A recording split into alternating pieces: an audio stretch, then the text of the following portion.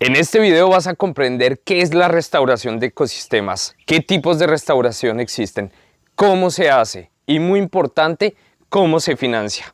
Vamos a explicarlo según el contexto y el caso de aquí, de Amazonía Emprende Escuela Bosque. ¿Te interesa? Quédate entonces.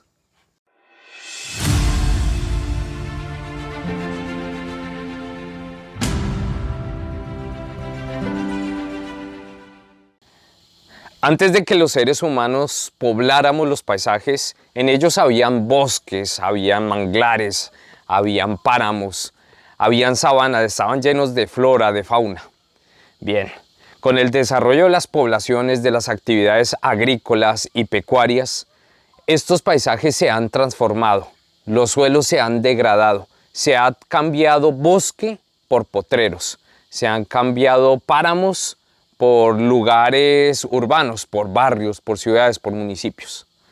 Este nivel de degradación, de deforestación, de destrucción, de transformación del uso del suelo, como se dice técnicamente, pues ha hecho que los servicios ecosistémicos empiecen a debilitarse.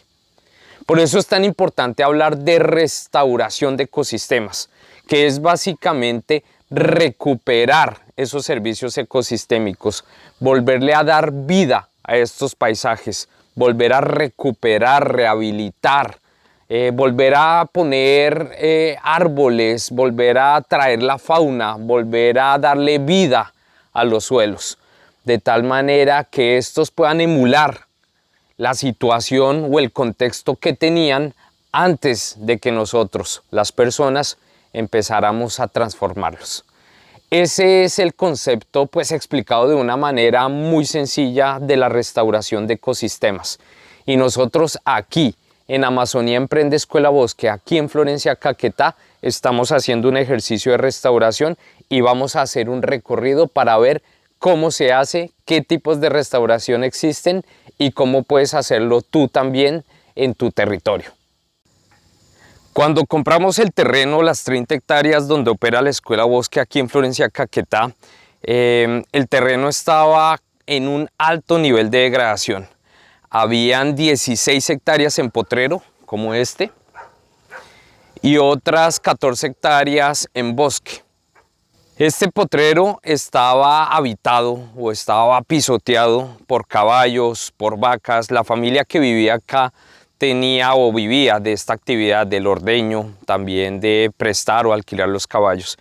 Y estos animales todo el tiempo están comiendo pasto, las planticas que van surgiendo, pero también pisoteando y amarrando, como se dice acá en la ruralidad, amarrando el suelo, evitando que éste pueda tener todo su potencial.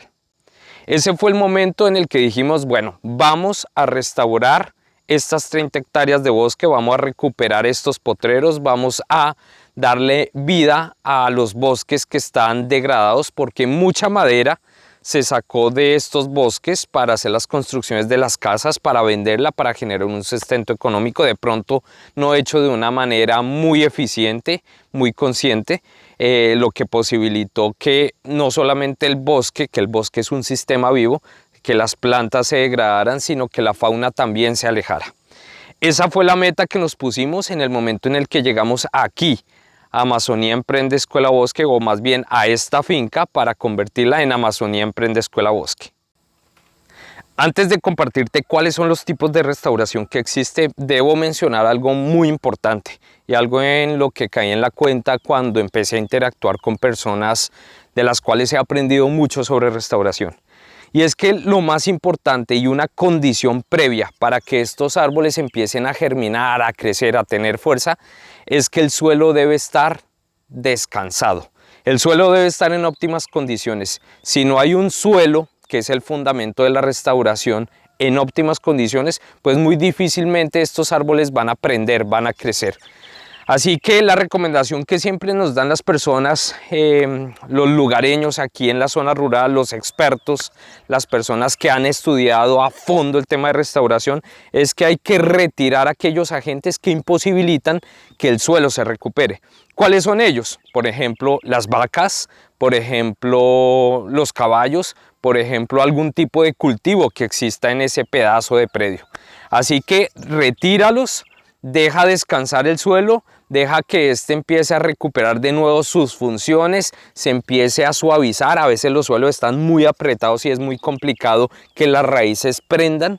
Y cuando esto suceda, ahí sí ya es momento de empezar algún tipo de restauración. De hecho, la restauración empieza en este momento, pero algún tipo de ejercicio de tal manera que la cobertura de plantas empiece a surgir. Hay dos tipos de restauración: la restauración activa y la restauración pasiva o la restauración natural. Vamos a ver de qué trata cada una de ellas, pero lo que tienen ambas en común es que emulan un proceso de transición entre, por ejemplo, un potrero, como este en donde estoy parado, y un bosque, que es un ecosistema de referencia, aquí donde estoy señalando.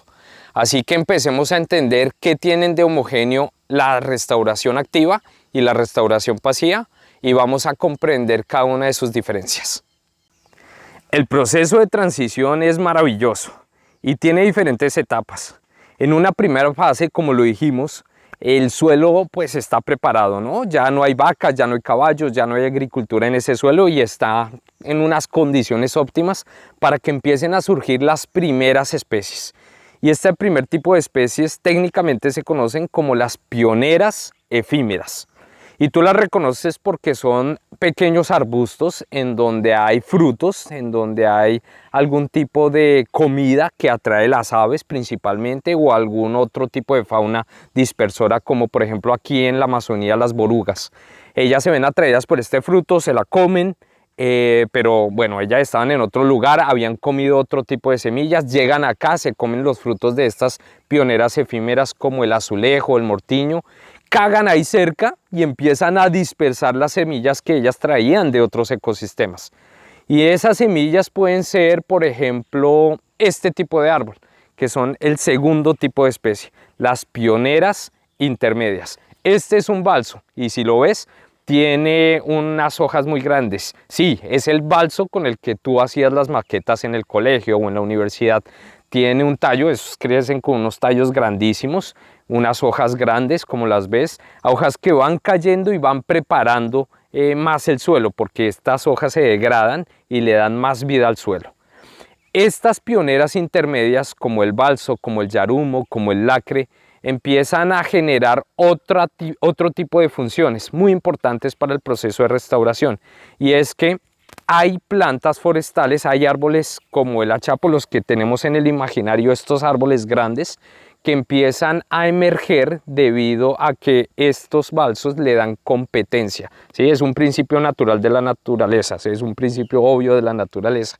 La competencia, por ejemplo, la sombra, empieza a obligar a que éste empiece a buscar también la luz, y eso es muy importante en ese proceso de transición.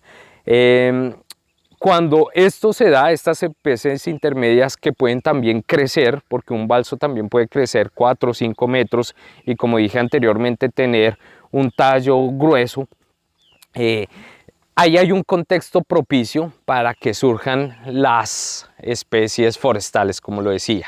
Especies como el achapo, especies como el laurel, la ceiba, el juanzoco, especies nativas de estos contextos.